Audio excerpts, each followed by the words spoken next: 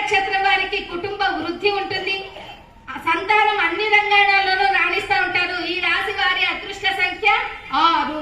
ఈ తులారాశి వాళ్ళు దక్షిణామూర్తికి స్తోత్రం చేసుకోవాలి, గోసేవ చేయాలి, దత్తాత్రేయ వారి పూజలు, దత్తాత్రేయ వారి దర్శనము చేస్తూ ఉండాలి.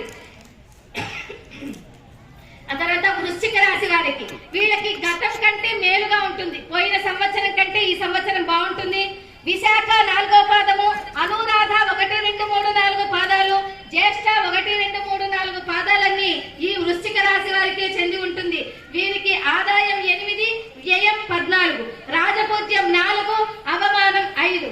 ఈ రాశి వాళ్ళకి యోగప్రదంగా ఉంది. వృత్తి వ్యాపారాల్లో పురోగతి, విజయాల్లో ఉద్యోగాల్లో విజయాలుంటాయి, భాగస్వామ్యాల్లో పెట్టుబడుల్లో ఆర్థిక స్థిరత్వంలో సానుకూలంగా ఉంటాయి. మంచి చాకచక్యంతో వీరు కార్యాలన్నీ కూడా బాగా చక్కబెడతారు.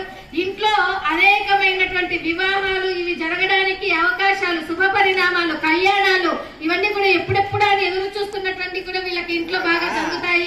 ఈ రాశి వారికి మాతృ గృహ విషయాలను చతుర్థ కుంభరాశిలో శని